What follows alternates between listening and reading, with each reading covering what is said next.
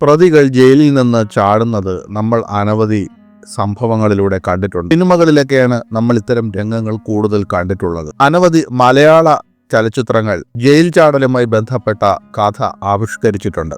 ഏറ്റവും ഒടുവിൽ കേരള സമൂഹത്തിൽ ഇത് ചർച്ച ചെയ്യപ്പെട്ടത് 2 ദിവസം മുൻപാണ്. കേരളത്തിലെ അറിയപ്പെടുന്ന ഏറ്റവും കുപ്രസിദ്ധനായ ഒരു കുറ്റവാളി ഗോവിന്ദച്ചാമി ജയിൽ ചാടിയതാണ് കേരള സമൂഹത്തിൽ മാധ്യമങ്ങളിൽ ഏറ്റവും അധികം ചർച്ച ചെയ്യപ്പെട്ടത് കഴിഞ്ഞ 2 ദിവസങ്ങളിലായി. ഇപ്പോഴും ആ വിഷയവുമായി ബന്ധപ്പെട്ടിട്ടുള്ള വാർത്തകൾ അവസാനിച്ചിട്ടില്ല. പ്രത്യേകിച്ച് ജയിൽ അധികൃതരുടെ അനാസ്ഥയുമായി ബന്ധപ്പെട്ട ചോദ്യങ്ങൾ ഉയർന്നുകൊണ്ടിരിക്കുന്ന സാഹചര്യത്തിൽ. എന്നാൽ ഗോവിന്ദച്ചാമിയുടെ ഈ ജയിൽ ചാട്ടവുമായി ബന്ധപ്പെട്ടുള്ള ചില സംഭവങ്ങൾ ഓർക്കുമ്പോൾ ഒരുപക്ഷെ ഒരു സിനിമാ താരം പോലും ഇത്രമാത്രം ഒരു മേക്ക് ഓവർ നടത്തി കാണില്ല. ജയിൽ ചാടാൻ വേണ്ടി ഒരു കുറ്റവാളി നടത്തിയ മേക്ക് ഓവർ ഒരു സിനിമാ താരം പോലും നടത്തിയിട്ടില്ല എന്ന് നമുക്ക് മനസ്സിലാക്കാം. കാരണം ഗോവിന്ദച്ചാമി ജയിൽ ചാടിയത് മാസങ്ങൾ നീണ്ട മുന്നൊരുക്കത്തിന് ശേഷമായിരുന്നു. ആഹാരം കഴിക്കുന്നതൊക്കെ കുറച്ച് ശരീരഭാരം കുറച്ചതും മതിൽ ചാടാൻ തുണികൾ ശേഖരിച്ചതും സെല്ലിലെ കടുപ്പമേറിയ കമ്പികൾ ദ്രവിപ്പിച്ച ശേഷം മുറിച്ചു മാറ്റിയതും ജയിൽ ഉദ്യോഗസ്ഥർ അറിഞ്ഞില്ല എന്നുള്ളതാണ് രസം. കൊടും ക്രിമിനലുകളെ പാർപ്പിച്ചിരുന്ന കണ്ണൂർ സെൻട്രൽ ജയിലിലെ ഗുരുതരമായ സുരക്ഷാ വീഴ്ച മുതലാക്കിയാണ് ഈ ഗോവിന്ദച്ചാമി പുറത്തു കടന്നത്. പുറത്തുനിന്നും ജയിലിനുള്ളിൽ നിന്നും അയാൾക്ക് വ്യക്തമായ സഹായങ്ങൾ ലഭിച്ചിട്ടുണ്ടെന്ന സംശയമാണ് ഉയരുന്നത്. അതുമാത്രമല്ല, പിടിയിലാകുമ്പോൾ ഗോവിന്ദച്ചാമിയുടെ പക്കൽ ആയുധങ്ങൾ ഉണ്ടായിരുന്നു എന്നാണ് പോലീസ് പറയുന്നത്. അയാൾക്ക് അത് എവിടെ നിന്ന് കിട്ടിയെന്ന് കണ്ടെത്തേണ്ടതുണ്ട്. ജയിലിനുള്ളിലെ ചിലരാണിത് നൽകിയെന്നും കേൾക്കുന്നുണ്ട്. സെല്ലിലെ കമ്പി ചെറുതായി മുറിച്ച ശേഷം ഉപ്പ് ഉപയോഗിച്ച് ദ്രവിപ്പിക്കുകയായിരുന്നു എന്നാണ് ഒടുവിൽ പുറത്തു വന്ന റിപ്പോർട്ടുകൾ. ഇതിനെല്ലാം മാസങ്ങൾ തന്നെ സമയം വേണം. ഇത്ര സമയമെടുത്ത് അതിവിദഗ്ധമായ ജയിൽ ചാട്ടം ആസൂത്രണം ചെയ്തെങ്കിലും ഒരിക്കൽ പോലും അത് കണ്ടുപിടിക്കാനോ സംശയം തോന്നി സെല്ല് പരിശോധിക്കാനോ മറ്റാരും തയ്യാറായില്ല എന്നുള്ളതാണ് ഞെട്ടിപ്പിക്കുന്നത്. അത് മാത്രമല്ല, ഗോവിന്ദച്ചാമിയെ പാർപ്പിച്ചിരുന്ന സെൽമുറിയിൽ ആവശ്യത്തിന് വെളിച്ചവും ഉണ്ടായിരുന്നില്ല. ഒരു കൊടും ക്രിമിനലിനെ പാർപ്പിച്ച സെല്ലിൽ വെളിച്ചം എത്തിക്കാനുള്ള ഒരു നടപടിയും അധികൃതരുടെ ഭാഗത്തു നിന്ന് ഉണ്ടായിട്ടില്ല എന്നത് ഒരു വൻ സുരക്ഷാ വീഴ്ച തന്നെയാണ്. അതുമാത്രമല്ല, ജയിലിൽ എല്ലാവർക്കും ഒരേ തരം ഭക്ഷണമാണ്. ഒരേ മെനുവും അളവും അനുസരിച്ചാണ് തടവുകാർക്ക് ഭക്ഷണം നൽകുന്നത്. എന്നാൽ ഒരു തടവുകാരൻ ഭക്ഷണം കഴിക്കാതിരിക്കുകയോ കഴിക്കുന്നതിൽ കുറവ് വരുത്തുകയോ ചില ഭക്ഷണമൊക്കെ ഒഴിവാക്കുകയോ ചെയ്താൽ മറ്റുള്ളവർ ശ്രദ്ധിക്കേണ്ടതാണ്. എന്തുകൊണ്ട് അതുണ്ടായില്ല? കാരണം ഇയാൾ ശരീരഭാരം കുറയ്ക്കാൻ ചോറൊഴിവാക്കി ചപ്പാത്തി മാത്രമായിരുന്നു ആഴ്ചകളായി കഴിച്ചുകൊണ്ടിരുന്നത് എന്നാണ് പറയപ്പെടുന്നത്. കാരണം കമ്പികൾ മുറിച്ചു മാറ്റിയ വിടവിലൂടെ അയാൾക്ക് രക്ഷപ്പെടണമെങ്കിൽ ശരീരത്തിൻ്റെ വണ്ണം കുറയ്ക്കണമായിരുന്നു. ഈ ഗോവിന്ദച്ചാമിയാണ് ജയിലിൽ കിടന്ന് തിന്ന് കൊഴുത്ത് ഗ്ലാമറായെന്ന് നമ്മൾ പറയുന്നത്. അയാൾ അതേ കാലഘട്ടത്തിൽ നിന്നുകൊണ്ട് തന്നെ ഇത്രമാത്രം മെലിയാൻ വേണ്ടി ചോറൊഴിവാക്കി ചപ്പാത്തി മാത്രം കഴിച്ച് ജയിൽ ചാടാനുള്ള മുന്നൊരുക്കം മാസങ്ങളോളം നടത്തിയെങ്കിൽ പോലീസാണോ ബുദ്ധിമാൻ, കുറ്റവാളിയാണോ ബുദ്ധിമാൻ എന്ന സംശയമാണ് ഇവിടെ ഉയരുന്നത്. നമ്മൾ സാധാരണഗതിയിൽ ഇത്തരം ഡയറ്റിംഗ് ഒക്കെ ചെയ്ത് തടി കുറച്ച് സിനിമയിൽ അഭിനയിക്കുന്ന നടന്മാരെ കുറിച്ച് കണ്ടിട്ടുണ്ട്. പല നടന്മാരും അത്തരത്തിൽ വളരെ മെലിഞ്ഞ്, ഇപ്പം നമ്മുടെ പൃഥ്വിരാജൊക്കെ ആടുജീവിതം അഭിനയിക്കാൻ വേണ്ടി ഒരുപാട് മെലിഞ്ഞ് ഒരു പട്ടിണി കിടക്കുന്ന ഒരു വ്യക്തിയുടെ അവസ്ഥയിലേക്കൊക്കെ മാറിയിട്ടാണ് അഭിനയിക്കുന്നത്. തമിഴിൽ പല നടന്മാരും ഇതേ മേക്ക് ഓവറുകൾ, ഇത്തരം സംഭവങ്ങൾ ചെയ്തിട്ടുണ്ട്. വളരെ കാലമായി ഡയറ്റിംഗ് ചെയ്ത് മെലിഞ്ഞ് അങ്ങനെ ചെയ്തിട്ടുണ്ട്. അപ്പം ഇത്തരത്തിലുള്ള എന്തെങ്കിലുമൊക്കെ വളരെ സഹനം അനുഭവിച്ച് മെലിഞ്ഞ് ഓരോ രൂപമാറ്റങ്ങൾ, കഥാപാത്രത്തിനനുസരിച്ചുള്ള രൂപമാറ്റങ്ങൾ വരുത്തുന്നത് സാധാരണഗതിയിൽ നടന്മാരാണ്. ഇവിടെ ഒരു ക്രിമിനൽ പോലീസുകാരെ മുഴുവൻ വിഡ്ഢികളാക്കിക്കൊണ്ട് മേക്ക് ഓവർ നടത്തി ജയിൽ ചാടുക എന്ന് പറഞ്ഞാൽ നമ്മുടെ പോലീസിനെ എന്ത് പേരിട്ടാണ് വിളിക്കേണ്ടത്? അതുപോലെ തന്നെ ഈ മതിലിന് മുകളിൽ ഇലക്ട്രിക് വേലിയുണ്ട്. അതിൽ എപ്പോഴും തീവ്രത കുറഞ്ഞ കറണ്ടുണ്ട്. ദിവസം മുഴുവൻ തന്നെ അതിൽ തീവ്രത കുറഞ്ഞ കറണ്ട് ഉണ്ടാകും. എങ്കിലും ഒരാൾ അതിൽ സ്പർശിച്ചാൽ നല്ല ഷോക്ക് കിട്ടുകയും ചെയ്യും. പിന്നെ ആരെങ്കിലും അതിൽ ജയിൽ ചാടാനോ മറ്റോ ശ്രമിച്ച് അതിൽ തൊട്ട് ഷോക്കേറ്റ് വീണ് മരിച്ചാൽ അത് കൂടുതൽ പ്രശ്നമാകും. അതുകൊണ്ട് തന്നെ ജീവഹാനി ഉണ്ടാകാത്ത തരത്തിലുള്ള ഒരു ഷോക്ക് ഏൽക്കുന്ന തരത്തിലുള്ള ഒരു കറണ്ടായിരിക്കും ആ വേലിയിൽ, ആ ഫെൻസിങ്ങിൽ കൂടി ഒഴുകുന്നത്. എന്നിട്ടും അയാൾക്ക് ഷോക്ക് അടിക്കാതെ ഈ ഇലക്ട്രിക് വേലി വരെ ചാടിക്കിടക്കാനുള്ള ഒരു കഴിവ് എങ്ങനെ ഉണ്ടായി? അതും ഒറ്റ കൈയും വെച്ചുകൊണ്ട്. ഈ ഇലക്ട്രിക് വേലിക്ക് മുകളിലൂടെ തുണികൾ കൂട്ടിക്കെട്ടി ഉണ്ടാക്കിയ വടമെറിഞ്ഞാണ് ഗോവിന്ദച്ചാമി പുറത്ത് കടന്നതെന്നാണല്ലോ പറയുന്നത്. അല്ലെങ്കിൽ അയാൾക്ക് ചാടാൻ പറ്റില്ല. അപ്പോൾ അതിൽ വൈദ്യുതി, ആ ഫെൻസിങ്ങിൽ, ആ വേലിയിൽ വൈദ്യുതി ഉണ്ടായില്ല എന്നാണ് പറയപ്പെടുന്നത്. കറണ്ട് പോയി എന്ന് തന്നെ ഇരിക്കട്ടെ, ജയിലിൽ കറണ്ട് പോയാൽ എന്താണ്, ഇത്തരം സുരക്ഷാ മേഖലയിൽ കറണ്ട് പോയാൽ എന്താണ് ചെയ്യേണ്ടത്? പകരം ജനറേറ്റർ സംവിധാനങ്ങൾ അവിടെ ഉണ്ടാകേണ്ടതാണ്. ഈ ജയിലിൽ ജനറേറ്റർ ഉണ്ടായിരുന്നോ, അത് പ്രവർത്തിച്ചിരുന്നോ എന്ന കാര്യവും അറിയേണ്ടതാണ്. അതുപോലെ തന്നെ CCTV, ഇന്ന് CCTV ഇല്ലാത്ത സ്ഥലങ്ങളില്ല. ഒരു വ്യക്തി കുറ്റം ചെയ്തിട്ട് റോഡ് വഴി സാധാരണ വാഹനത്തിൽ രക്ഷപ്പെട്ടാൽ പോലും കണ്ടുപിടിക്കുന്ന CCTV നാട് മുഴുവനുണ്ട്. പക്ഷെ ഒരു പ്രത്യേക ഒരു മതിൽക്കെട്ടിനുള്ളിൽ ഇത്രയും CCTV ഉണ്ടായിട്ടും അതും ആരോഗ്യമുള്ള ഒരു വ്യക്തിക്ക് പോലും ജയിലിൽ ചാടാൻ പറ്റില്ല. അറിയാലോ ആ ജയിലിൽ എത്രമാത്രം ആരോഗ്യമുള്ള വ്യക്തികളുണ്ട്, അല്ലെ? എന്തും നല്ല ശാരീരിക ക്ഷമതയുള്ള കുറ്റവാളികൾ അതിനകത്തുണ്ട്. അവർക്ക് പറ്റാത്തത് ഒറ്റ കൈയുള്ള ഒരു വ്യക്തിക്ക് തോന്നി എന്നുള്ളതാണ് ഏറ്റവും വലിയ അത്ഭുതം.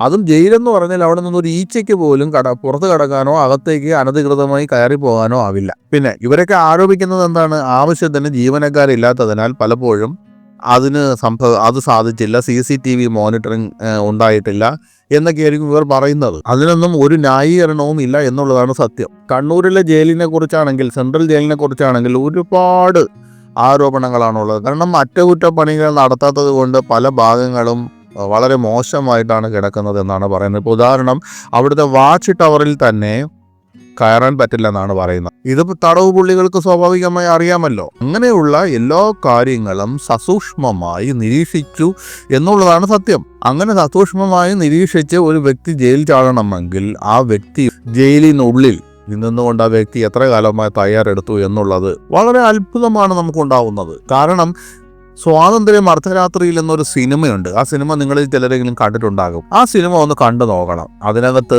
സത്യം പറഞ്ഞാൽ ഇത്തരമൊരു ജയിൽ ചാട്ടം കൃത്യമായിട്ട് ആവിഷ്കരിക്കുന്നുണ്ട്. അത് 2018 ഇറങ്ങിയ ഒരു ചിത്രമാണ് ഈ സ്വാതന്ത്ര്യം അർദ്ധരാത്രിയിൽ. തിനു പാപ്പച്ചനാണ് സംവിധാനം ചെയ്തത്. ലിജോ ജോസ് പല്ലിശ്ശേരിയൊക്കെയാണ് ആ സിനിമ നിർമ്മിച്ചത്. ആന്റണി വർഗീസ് എന്ന പെപ്പയൊക്കെയാണ് അതിനകത്തെ നായകൻ കഥാപാത്രങ്ങളെ അഭിനയിപ്പിച്ചിട്ടുള്ളത്. ഏകദേശം ഈ അങ്കമാലി ഡയറീസ് എന്ന് പറയുന്ന ഒരു സിനിമയുണ്ടല്ലോ, ആ സിനിമയിലുള്ള ചില ടീമുകളും ഒക്കെ ചിത്രത്തിലുണ്ട്. വളരെ രസകരമായ ഒരു ജയിൽ ചാട്ട കഥയാണ് ഈ സ്വാതന്ത്ര്യം അർദ്ധരാത്രിയിൽ. അങ്ങനെ അനവധി താരങ്ങൾ അഭിനയിച്ച ഒരു സിനിമയാണ് സ്വാതന്ത്ര്യം അർദ്ധരാത്രിയിൽ.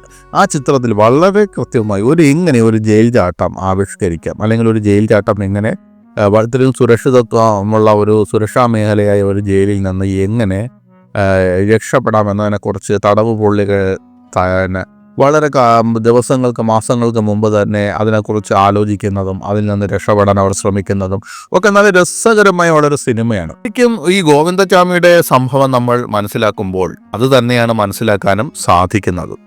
അതിനിടെ ഈ ഗോവിന്ദചാമി ജയിൽ ചാടുന്ന ചില ദൃശ്യങ്ങളും പുറത്തു വന്നിട്ടുണ്ട്. അതും 3 തവണ സെല്ലിനുള്ളിൽ കയറി സാധനങ്ങൾ എടുത്തിട്ടാണ് ഗോവിന്ദചാമി പുറത്തേക്ക് ഇറങ്ങിയത്. നമ്മൾ വീട്ടിൽ നിന്നൊക്കെ പുറത്തിറങ്ങിയിട്ട് എന്തെങ്കിലുമൊക്കെ എടുക്കാൻ മറന്നിട്ട് തിരിച്ചു പോയി എടുക്കുന്ന ഒരു അവസ്ഥ ഓരോരുത്തർക്കും ഉണ്ടാവുമല്ലോ. അതുപോലെ വളരെ ലാഘവത്തോടെയാണ് ആശാൻ ഓരോ തവണയും സെല്ലിൽ കയറി സാധനങ്ങൾ എടുത്ത് സെല്ലിന് അടിയിലൂടെ ഇങ്ങനെ നുഴഞ്ഞ് പുറത്തേക്ക് കയറുകയും ഇറങ്ങുകയും ചെയ്യുന്നത്. കൂടെ തടവിലുണ്ടായിരുന്ന വ്യക്തിക്ക് ജയിലിനകത്ത് നിന്ന് ഈ സെല്ലിനകത്തൂടി പുറത്ത് കടക്കാൻ കഴിഞ്ഞില്ല. കാരണം അയാൾക്കൊരല്പം തടിയുണ്ടായിരുന്നു. ഗോവിന്ദചാമി അവിടെയാണ് ബുദ്ധിപരമായി കരുക്കൽ നീക്കിയത്. അരിയാഹാരം ഒന്നും കഴിക്കാതെ ചപ്പാത്തി മാത്രം കഴിച്ച് മെലിഞ്ഞ് അത്തരം ഒരു സാഹചര്യത്തിലൂടെ ഇറങ്ങി പോകാനുള്ള ശരീരം ഉണ്ടാക്കിയെടുത്തതാണ് ഗോവിന്ദചാമിയുടെ മിടുക്ക്. കാരണം ഈ ഗോവിന്ദചാമി ജയിൽ ചാടുന്ന CCTV ദൃശ്യങ്ങൾ നോക്കിയാൽ ജയിലിലെ ഒരു ജീവനക്കാരനെ പോലും ആ പരിസരത്ത് പോലും കാണാനില്ല എന്നുള്ളതാണ് സത്യം. അത് മാത്രമല്ല, വളരെ മോശമായി ദ്രവിച്ച കമ്പികളൊക്കെയുള്ള സെല്ലിലാണ് ഈ ഗോവിന്ദചാമിയെ പാർപ്പിച്ചിരുന്നത്. അതും വളരെ കാലത്തോളം എടുത്ത് സെല്ലിൻ്റെ അഴികൾ മുറിച്ചു മാറ്റി അത് മറ്റുള്ളവർ കാണാതിരിക്കാനുള്ള ചില ഞൊടുക്ക് വേലകളൊക്കെ ചെയ്തു വെച്ചു. എന്നിട്ടും ആരുടെയും ശ്രദ്ധയിൽപ്പെട്ടില്ല എന്നുള്ളതാണ് ഏറ്റവും വലിയ കാര്യം. ഇതിൽ നിന്ന് തന്നെ എത്രമാത്രം വലിയ ഗുരുതരമായ വീഴ്ചയാണ് ഈ ജയിൽ ഉദ്യോഗസ്ഥരുടെ ഭാഗത്തു നിന്ന് ഉണ്ടായതെന്ന് നമുക്ക് മനസ്സിലാക്കാവുന്നതേ ഉള്ളൂ. അതുകൊണ്ടൊക്കെ തന്നെ പറയാം, സിനിമാ കഥകളെ വെല്ലുന്ന ഒരു ആസൂത്രണമാണ് ഈ ഗോവിന്ദചാമി നടപ്പാക്കിയത്. അതും 8 മാസത്തെ തയ്യാറെടുപ്പുകൾക്ക് ശേഷമാണ് ചാടിയത്. പക്ഷെ പിഴച്ചുപോയി. പകൽ സമയം കിടന്ന് പോത്ത് പോലെ ഉറങ്ങുക, രാത്രി ഉറങ്ങാതെ ഇരുന്ന് കമ്പി മുറിക്കുക, അതുപോലെ ജയിലിൽ ഉണക്കാനിട്ടിരിക്കുന്ന മുണ്ടുകൾ കൂട്ടിക്കെട്ടി കയറുണ്ടാക്കിയാണ് അയാൾ മതിൽ ചാടിയത്. മാത്രമല്ല, ഈ ബിസ്ക്കറ്റിൻ്റെ കവറുകളുണ്ടല്ലോ, അത് സൂക്ഷിച്ചു വെക്കുന്ന ശീലം ഇയാൾക്കുണ്ടായിരുന്നു. അത് എന്തിനാണെന്ന് വെച്ചാൽ, ഈ ജയിലിൽ ചാടുമ്പോൾ ഈ മതിലിൻ്റെ മുകളിലുള്ള ഇലക്ട്രിക് വേലിയിൽ പിടിച്ച് കയറാൻ വേണ്ടി അല്ലെങ്കിൽ പിടിച്ച് രക്ഷപ്പെടാൻ വേണ്ടി അയാൾ ഈ ബിസ്ക്കറ്റിൻ്റെ കവറാണ് ഉപയോഗിച്ചത്, കാരണം ഷോക്ക് അടിക്കാതിരിക്കാൻ. അയാൾ റിപ്പർ ജയാനന്ദൻ്റെ ജയിൽ ചാട്ടമാണ് മാതൃകയാക്കിയതെന്നാണ് പറയുന്നത്. ഒറ്റ കൈയും പല്ലും ഉപയോഗിച്ചാണ് തുണിയിലൂടെ കയറി മതിൽ ചാടിയത്. എന്തുമാത്രം ബുദ്ധിമുട്ടിയാണ്. ആ കായികക്ഷമത ഉണ്ടെങ്കിലാണ് അങ്ങനെ സാധിക്കുന്നതല്ല. ഒരു കൈ ഉണ്ടായിട്ടും ഒരു കൈ ഉപയോഗിച്ച് തുണിയിൽ പിടിച്ച് കയറും, പിന്നീട് വായ ഉപയോഗിച്ച് തുണി കടിച്ചു പിടിക്കും, പിന്നെയും ആ ഒരു കൈ കൊണ്ട് കയറും. ഇങ്ങനെയൊക്കെ കയറണമെങ്കിൽ അസാധ്യമായ ഒരു കായികക്ഷമത തന്നെ വേണം. അതുപോലെ ഈ ജയിലിന്റെ അഴികൾ അറക്കാൻ തുടങ്ങിയത് 4 മാസം മുൻപാണെന്നാണ് പറയുന്നത്. ഈ വാർഡന്മാർ മൊത്തം സമയം ഇരുന്ന് ഫോണിൽ കളി. തൊട്ട് മുന്നിലെ മുറിയിൽ ഉണ്ടായാലും അവർ ശ്രദ്ധിക്കില്ല. ഇയാൾ എന്ത് ചെയ്തു, ഈ ഗോവിന്ദചാമി എന്ത് ചെയ്തു, ശ്രദ്ധ പരിശോധിക്കാൻ വേണ്ടി എന്തെങ്കിലുമൊക്കെ ഗ്ലാസും പ്ലേറ്റും ഒക്കെ പുറത്തിറങ്ങി ശബ്ദം ഉണ്ടാക്കും. ഈ വാർഡന്മാരുടെ ഈ ശബ്ദം കേൾക്കാനുമില്ല, കാരണം അവന്മാർ എപ്പോഴും ഫോണിലാണ് കളിക്കുന്നത്. ഈ ഗോവിന്ദചാമിയുടെ ജയിലഴി ആ കമ്പി ഉണ്ടല്ലോ, അയാൾ മുറിച്ച് പലപ്പോഴും ഒരു നൂൽ വണ്ണത്തിന്റെ വലുപ്പമായിട്ട് പോലും ആ കമ്പിക്ക് എന്ത് ഡാമേജ് സംഭവിച്ചെന്ന് പോലും അവൻ ശ്രദ്ധിച്ചില്ല എന്നുള്ളതാണ് സത്യം. ജയിൽ ചാടിയത് തന്നെ 5 മണിക്കൂർ കഴിഞ്ഞിട്ടാണ് അറിയുന്നത്. രാവിലെ ജയിൽ പരിശോധിച്ചപ്പോഴാണ് ആശാൻ ജയിലിൽ ഇല്ലെന്നവർ ശ്രദ്ധിക്കുന്നത്. പക്ഷെ ഇത്രയൊക്കെ തയ്യാറെടുപ്പുകൾ 5 മാസം 6 മാസമൊക്കെ തയ്യാറെടുപ്പുകൾ നടത്തിയിട്ടും ഇയാള് 6 മണിക്കൂർ പോലും ജയിലിന് പുറത്ത് ജീവിക്കാൻ അയാൾക്ക് സാധിച്ചില്ല എന്നുള്ളത് ഗോവിന്ദചാമിയുടെ വിധി വൈപരീത്യം മാത്രമാണ്. 2011 ഒരു യുവതിയെ ബലാത്സംഗം ചെയ്ത് കൊലപ്പെടുത്തിയ കേസിൽ ജീവപര്യന്തം തടവിന് ശിക്ഷിക്കപ്പെട്ട ഗോവിന്ദചാമി കേരളത്തിലെ അതീവ സുരക്ഷയുള്ള കണ്ണൂർ സെൻട്രൽ ജയിലിൽ നിന്ന് വെള്ളിയാഴ്ച രാവിലെ രക്ഷപ്പെട്ടത് പോലീസിനെയും കേരളത്തിലെ ജനങ്ങളെ ഒട്ടാകെയും പരിഭ്രാന്തിയിലാഴ്ത്തി. നാടകീയമായ ജയിൽ ചാട്ടം സംസ്ഥാന വ്യാപകമായ ഒരു തിരയലിനും അന്വേഷണത്തിനും കാരണമായി. മണിക്കൂറുകൾക്ക് ശേഷം ഒളിച്ചോടിയ ആളെ കണ്ണൂരിനടുത്തുള്ള ഒരു കിണറിൽ ഒളിച്ച നിലയിൽ കണ്ടെത്തി. ഗോവിന്ദചാമിയുടെ രക്ഷപ്പെടൽ കേരളത്തിലെ ഏറ്റവും കൂടുതൽ സുരക്ഷയുള്ള ജയിലുകളിൽ ഒന്നിലെ സുരക്ഷാ വീഴ്ചകളെക്കുറിച്ചും ഇടത് കൈയില്ലാത്ത ഒരു കുറ്റവാളി എങ്ങനെ ആരാലും ശ്രദ്ധിക്കപ്പെടാതെ ഇത്ര വലിയ ജയിൽ മതിൽ ഒറ്റയ്ക്ക് ചാടി കടന്നു കളഞ്ഞു എന്നതിനെക്കുറിച്ചും ഗുരുതരമായ ചോദ്യങ്ങളാണ് ഉയർത്തുന്നത്. ആരാണ് ഗോവിന്ദചാമി? അയാൾക്കെതിരെയുള്ള കേസ് എന്താണ്? പോലീസ് രേഖകളിൽ ചാർലി തോമസ് എന്നും അറിയപ്പെടുന്ന ഗോവിന്ദചാമി തമിഴ്നാട്ടിലെ വിരുദനഗർ സ്വദേശിയാണ്. മോഷണവും അക്രമവും ഉൾപ്പെടെ നിരവധി ക്രിമിനൽ കേസുകൾ രജിസ്റ്റർ ചെയ്തിട്ടുള്ള ആൾ പല കുറ്റങ്ങളിൽ പ്രതിയാണ്. എന്നാൽ 2011 സൗമ്യ ബലാത്സംഗ കൊലപാതക കേസാണ് അദ്ദേഹത്തിന് ദേശീയ തലത്തിൽ കുപ്രസിദ്ധി നേടിക്കൊടുത്തത്. കൊച്ചിയിലെ ഒരു ഷോപ്പിംഗ് മാളിൽ ജോലി ചെയ്തിരുന്ന 23 വയസ്സുള്ള സൗമ്യ 2011 ഫെബ്രുവരി 1 എറണാകുളം ഷൊർണൂർ പാസഞ്ചർ ട്രെയിനിലെ വനിതാ കോച്ചിൽ ഒറ്റയ്ക്ക് യാത്ര ചെയ്യുകയായിരുന്നു. യാത്രക്കിടെ നിയമവിരുദ്ധമായി ട്രെയിനിൽ കയറിയ ഗോവിന്ദചാമി കമ്പാർട്ട്മെന്റിനുള്ളിൽ വെച്ച് അവരെ ആക്രമിച്ചു. തൃശ്ശൂരിനടുത്ത് ഓടുന്ന ട്രെയിനിൽ നിന്ന് അവരെ തള്ളിയിട്ടു. തുടർന്ന് അവരുടെ പിന്നാലെ ചാടി. തുടർന്ന് പരിക്കേറ്റ സ്ത്രീയെ ട്രാക്കിനടുത്തുള്ള ഒരു കാട്ടിലേക്ക് കൊണ്ടുപോയി അവിടെ വെച്ച് ക്രൂരമായി ബലാത്സംഗം ചെയ്തു. ഫെബ്രുവരി 4 പാലക്കാട് വെച്ച് ഗോവിന്ദചാമി അറസ്റ്റിലായപ്പോൾ ഗുരുതരമായ പരിക്കുകളോടെ സൗമ്യ ഏതാനും ദിവസങ്ങൾക്ക് ശേഷം ആശുപത്രിയിൽ വെച്ച് മരിച്ചു. ഈ കേസ് കേരളത്തിലുടനീളം വ്യാപകമായ പ്രതിഷേധങ്ങൾക്ക് കാരണമാകുകയും നീതി നടപ്പാക്കണമെന്ന് ആവശ്യപ്പെടുകയും ചെയ്തു. 2012 ഒരു ഫാസ്റ്റ് ട്രാക്ക് കോടതി പ്രതിയെ വധശിക്ഷയ്ക്ക് വിധിച്ചു. അയാൾ ഒരു പതിവ് കുറ്റവാളിയായി കണക്കാക്കുകയും ആ ഭീകരമായ ബലാത്സംഗം ഇരയുടെ മരണത്തിന് കാരണമായി എന്ന് പറയുകയും ചെയ്തു. കുറ്റകൃത്യത്തിന്റെ സ്വഭാവം ക്രൂരമാണെന്നും സമൂഹ മനസാക്ഷിയെ ഞെട്ടിച്ചതാണെന്നും കോടതി നിരീക്ഷിച്ചു.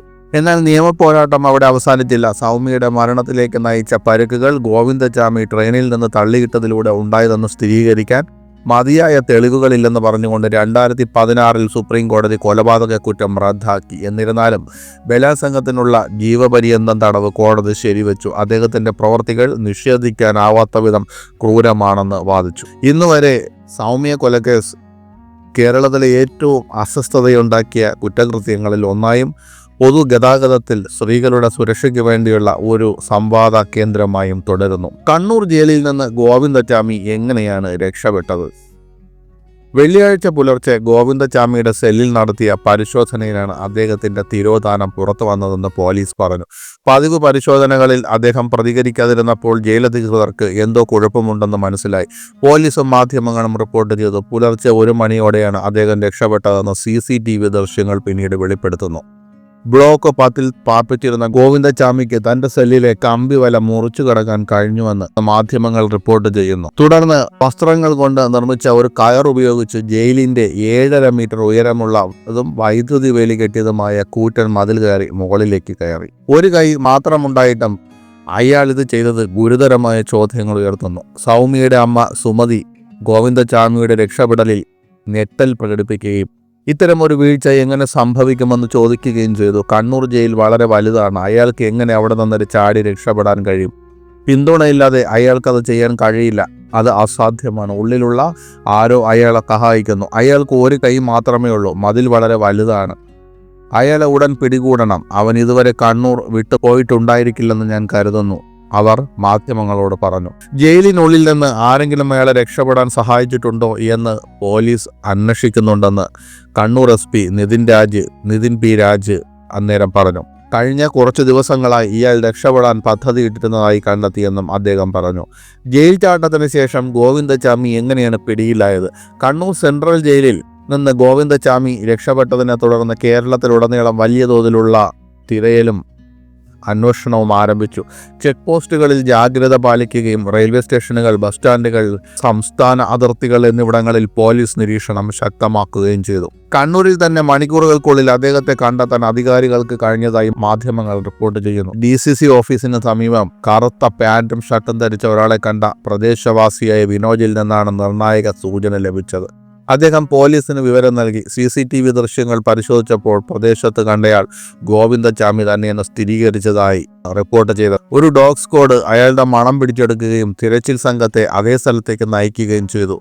താമസിയാതെ ഒരു വലിയ പോലീസ് സംഘം പ്രദേശം അരിച്ചു വളക്കാൻ തുടങ്ങി. പോലീസ് അടുത്തു വരുന്നത് കണ്ടപ്പോൾ ഗോവിന്ദച്ചാമി അടുത്തുള്ള ഒരു കിണറിൽ ഒളിക്കാൻ ശ്രമിച്ചതായി റിപ്പോർട്ടുണ്ട്. എന്നിരുന്നാലും ഉടൻ തന്നെ അയാളെ പിടികൂടി കസ്റ്റഡിയിലെടുത്തു. തുടർന്ന് ചോദ്യം ചെയ്യുന്നതിനായി കണ്ണൂർ ടൗൺ പോലീസ് സ്റ്റേഷനിലേക്ക് കൊണ്ടുവന്നു. ഗോവിന്ദച്ചാമിയുടെ ജയിൽ ചാട്ടം ജയിൽ സുരക്ഷയെക്കുറിച്ചുള്ള ചോദ്യങ്ങൾ ഉയർത്തി. 1000-ലധികം തടവുകാരും വൈദ്യുത വേലി സ്ഥാപിച്ച ഉയർന്ന മതിലുമുള്ള കണ്ണൂർ സെൻട്രൽ ജയിൽ കേരളത്തിലെ ഏറ്റവും സുരക്ഷിതമായ ജയിലുകളിൽ ഒന്നാണെന്ന് കരുതപ്പെടുന്നു. എന്നാൽ ഗോവിന്ദച്ചാമിയുടെ ജയിൽ ചാട്ടം അധികൃതരെ ഞെട്ടിച്ചു. ഇത് പ്രതിഷേധത്തിൻ്റെയും സർക്കാർ ഉത്തരവാദിത്വം ഏറ്റെടുക്കണമെന്ന ആവശ്യത്തിനും കാരണമായി.